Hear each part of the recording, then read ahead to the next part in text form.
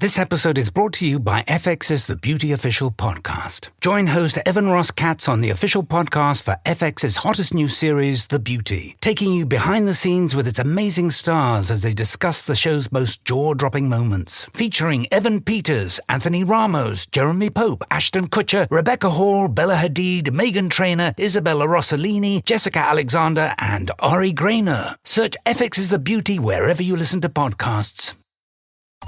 AI is incredible. It can teach you how to fry an egg and even write a poem, pirate style. Yarr! But it knows nothing about your work. Slackbot is different. It doesn't just know the facts. It knows your schedule. It can turn a brainstorm into a brief. And it doesn't need to be taught. Because Slackbot isn't just another AI. It's AI that knows your work as well as you do. Visit slack.com/meet Slackbot to learn more. I'm Aislinn Green, and this is Unpacked, the podcast that unpacks one tricky topic in travel each week. And this week, we're unpacking the Rick Steves Europe Climate Smart Commitment. If you listened to last week's episode, and you don't need to have listened to last week's episode to follow this one, but if you did, you may be familiar with this program. It's essentially a self-imposed carbon tax. See, for every traveler who joins a Rick Steves European tour, the company donates $30 to a carefully selected group of nonprofits. And in this episode, we're going to be hearing from Craig Davidson. He's the COO of Rick Steves Europe, about these nonprofits, how the company selected them, and the really incredible things they've seen come from this program. It's very impressive. Like I said, you don't need to have listened to last week's episode to follow this one, but it is a helpful primer to kind of understand Rick Steves, his values, and how they've evolved over the years, and how he and his company view the world. I've found them to be an impressively ethical and sustainable organization, one that I really hope inspires other companies to follow suit. All right, but that's enough fangirling. Let's get on to the show. Hi, Craig. Welcome to Unpacked. Thanks so much for being here today. Well, great. Thank you very much for having me. I appreciate it. Of course. Yeah. I just had a wonderful chat with Rick about his ethics and what led to the creation of the Climate Smart Commitment. And so I am just hoping with you to get into the nuts and bolts of that. And I know that you spent a lot of time on this, creating it. And so I would love to start off by just having you explain to our listeners what exactly this commitment is. Well, the Climate Smart Commitment is really, I like to say it's just the embodiment of our values. Rick Steves Europe, we're teachers first. We like to teach good and thoughtful travel. We're role models personally and professionally. And then we advocate for humanness in a world that's becoming increasingly materialistic or isolated. So we always try to put humans at the center of everything we do when we travel or our programs. And so this is the culmination to me of all of those values. And the Climate Smart Commitment is just, I look at it, it's the big number of what we do, but it also ties into all our philanthropic work. So I come from a world, from economic school and everything else that you come through of, your job as a manager is to maximize shareholder value. And back in school, I used to think that doesn't make any sense. If maximizing shareholder value is short-term gain, maximize the dividend, and I make you a millionaire, but you can't drink the water or breathe the air, I've kind of not done my job in maximizing your value. And so I've always felt there's got to be some sort of ethical, social issue inside of management. And then when I met Rick and joined his company, Rick is very much interested in social justice issues and has given money for years to support causes that he believes in. So we formalized all of that from an organizational perspective and created the shareholder, but really stakeholder model where we said the earth and the community are shareholders of ours. And so the community receives a dividend, and we partner with local organizations here to give back to the community to make our community stronger. And then the Climate Smart Commitment is the dividend we're giving back to the earth, really to pay it back for the resources that we use in order to earn a profit. I can look at it no different than any other investor. And we know that when you travel, especially plane flights, can emit carbon, and that causes climate change.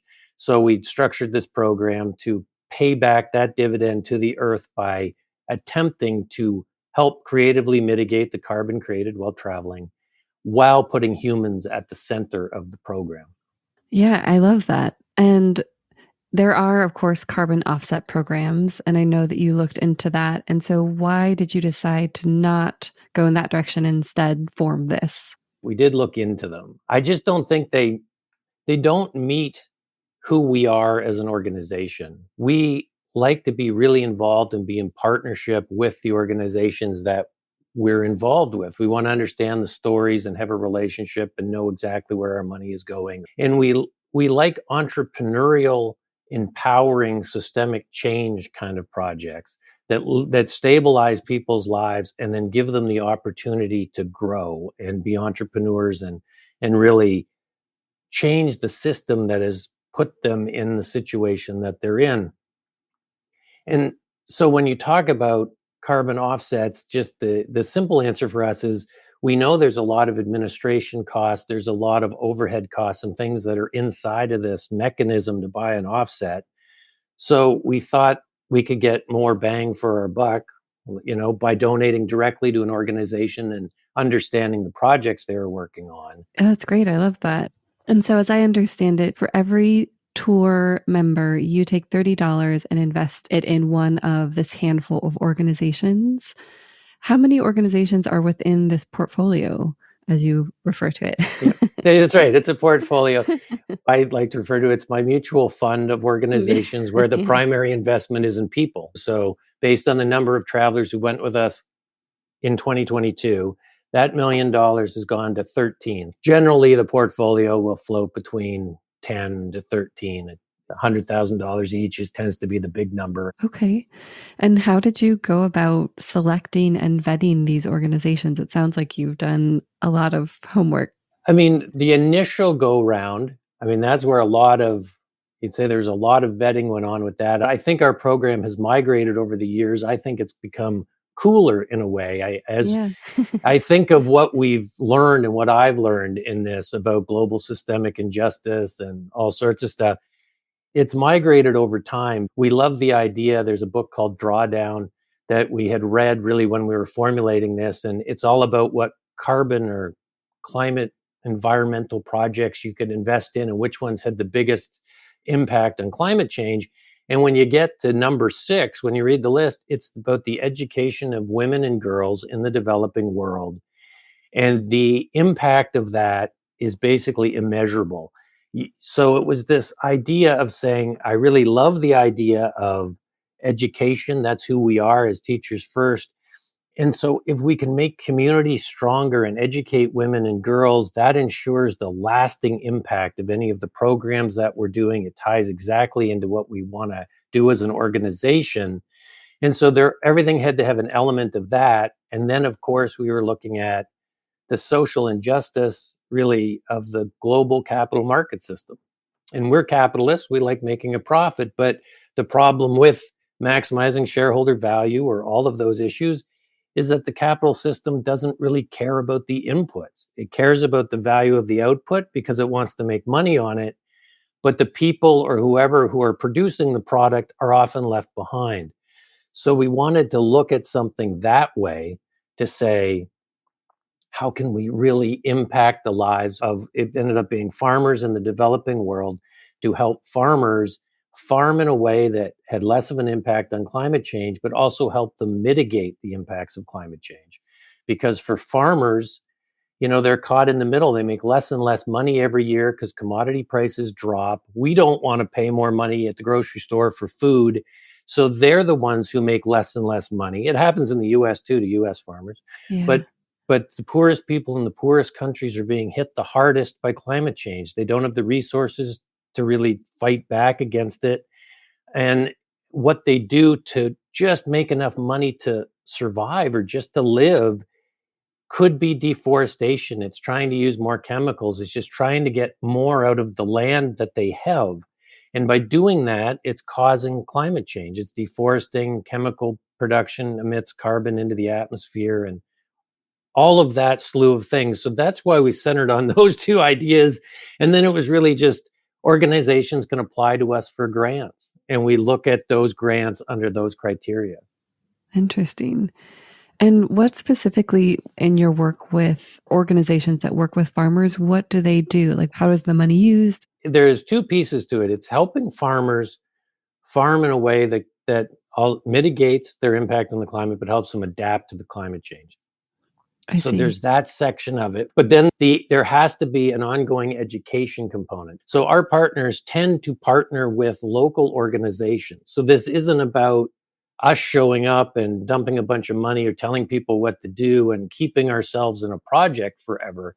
This Mhm. is about organizations partnering with local organizations and local people to bring in the technology and bring in the tools for farmers to farm more efficiently. So it's teaching things like organic farming, so that if they can make compost, it's as simple as that. If they can make compost, that's now free. They don't have to spend money on chemicals.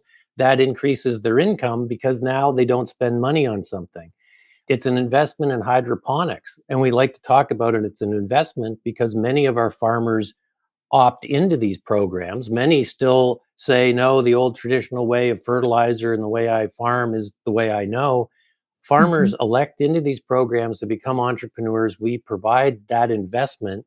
And with hydroponics and water saving techniques, now allows farmers to get through the dry seasons and the droughts and all of the crazy weather we see here, even in the United States. But now they can have more than one harvest. So now that increases the yield on their land. There's no need for them to deforest to try to get more land, to plant more crops, to make up the income that they're losing through the commodity price. If they don't deforest, of course, that helps climate change. So they can make more on the plot of land they have. But then the next step of it is bringing in technology to help them. A lot of these farmers, because they're stuck in extreme poverty, they live in constant search of firewood. An open pit fire, generally in the center of their house, burns constantly because they have to boil water. That means the kids and women are generally always either going to try to find water or go find firewood. The firewood, of course, is deforestation. You can argue the smoke from the fire is climate change causing carbon emissions, but it's keeping kids from school. So if we Yeah. can bring in climate smart cook stoves, and one of our partners has said one cook stove can save the equivalent of 30 trips to Europe worth of carbon. So if you can bring in a Interesting. climate smart cook stove, they might never, have to cut down trees again, but we can teach restorative farming so that they constantly replenish their fuel supply, but they use less. If we can bring in chemical water filters. Now they don't need to boil water all the time. They have clean water. Kids can now go to school, and it creates a whole different community aspect. At the same time, with the increased farming and the increased yields, if it's organic food, they can make more money at market. Farmers can start to make enough income that stops this ongoing need for deforestation. We reforest a lot of nurseries, a lot of replanting, so we can restore the biosphere or the biodiversity of the area to really bring the planet back to where it was. And that way, these farmers can live and thrive in this global market with a reduced footprint. And really, I argue, we stabilize the food supply. Yeah, absolutely. Yeah, because once farmers lose hope, and if they can't farm, they migrate. And that's a whole other issue. So we're trying, from a systemic point of view, we're trying to say if we tackle this way, we can help the climate, but we can also solve all of these other side issues that are stemming from just climate change and the impact on farmers. Yeah, I mean, that's huge, and especially, in terms of like global food supply and food security, right? Yeah. So, something that we've struggled with at AFAR and kind of balancing this out, I'm just curious to know your take on this, is going back to the idea of mitigation. So, okay, the carbon that we emit by, say, flying to Europe or wherever we're flying to is immediate, but these programs can take a longer period of time. So, how do you view that? I think we wrestle with it too. It is very hard. There's the immediacy of offsetting, if you use that term. We don't like to use the term, but it's like that flight. We look at it, I guess in just a different sort of way. I mean, I'm sure that's what you guys wrestle with as Mhm. well. It's like we don't want to get hung up necessarily on the intricacies of that immediacy. And we want to be accountable for what we're doing, and we want to take action. So we want to take action now while we try to figure out the rest of these issues, because we learn more every day. And our program, like I said, is slowly migrating as we learn more to attack more of these issues. Yeah, I mean, we don't have the answer either. I think what we've settled on is, encouraging people to offset in whatever way. And I love the program you guys have developed. And also simultaneously encouraging people to be more thoughtful, because we do think that it's important to travel and to kind of, be a citizen of the world, and that you learn so much and that there's value in that. But to, maybe do fewer short flights, or if you can take an alternative form of transportation, and then looking at airlines that are really doing interesting things in terms of sustainable aviation fuel and carbon capture and things like that. So I feel like it's like a mix. We've landed on a hybrid. Yeah, I'll say I think that's right. And from our travel concepts, we've always been very much of, when you travel to Europe, stay in a hotel, stay in a place longer than one day. So on our tours, we don't have as much housekeeping as we used to have, but just from the way we travel, we've always promoted public transportation. It's about getting to a place and living like a local, staying in local hotels, which have a smaller footprint, staying in local or eating at local establishments, so that your money stays in that community and then really impacts the community that you're in. So Yeah. we're actually fortunate in that way, that we've always tried to be. And if you're in Europe, a lot of times you'll take trains between cities if that's the way we're moving. So we're lucky that our style of travel has always had a low footprint. Yeah, getting there. Getting there. Yeah. I was curious to know because now any traveler can contribute to the climate smart commitment, right? Like, it's not just you do it still for your tour members, but I, as a traveler, if I wanted to offset my next trip to, say, France, I could donate. Do you have a recommendation that you would give to travelers in terms of how to do that? We come back to a lot of what I like to talk about. I think you've just said it too. It's about accountability. If you're a citizen of the world, you understand that your actions have repercussions. So if people take personal responsibility and understand the issues and understand what they can do, then we like to say, just be accountable for that. And if you like a project like biofuel or something, contribute to that. If you feel like that's the answer, our program matches the values of our organization. So if you like our program, yes, you can donate to us. You can go to our website. It's ricksteves.com. And at the bottom, there's a link to Climate Smart, and your money will be added to our self-imposed carbon tax and then allocated out to the organizations who apply to grants that make it through the grant process. You can also go to, if you get to our website and read our portfolio, there's always a link for people to donate directly to those organizations if someone likes cool. that organization Yeah. more than another one. And right now, taking action to me is the most important thing any of us can do.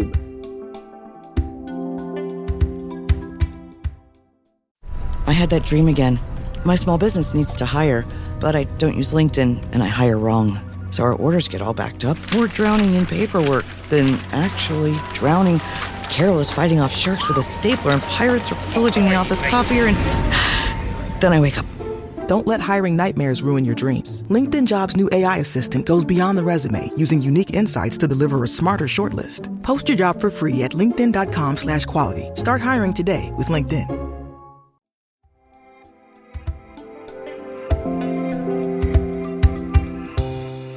So you launched this program in 2019. What have you seen change or grow since then? In terms of our projects and the project success, I think, we've brought 3 villages out of extreme poverty. So that's pretty exciting. We've seen impacts. We've actually had one of our partners, it's the same partner, but that partner say to us, when we started this and we gave them the idea of climate smart farming techniques, and this is what we wanted to invest in, they didn't think it was going to work. They were traditional agronomists. This is about, chemicals and all of how this was going to work. But they started to do it. And in the 3 years, what we've done has become the now foundation for all their future work in the developing world. So that to me is exciting. We've gone from this idea of, will it work? And let's try it out, to, wow, this really does work and the results are so amazing. Let's continue on.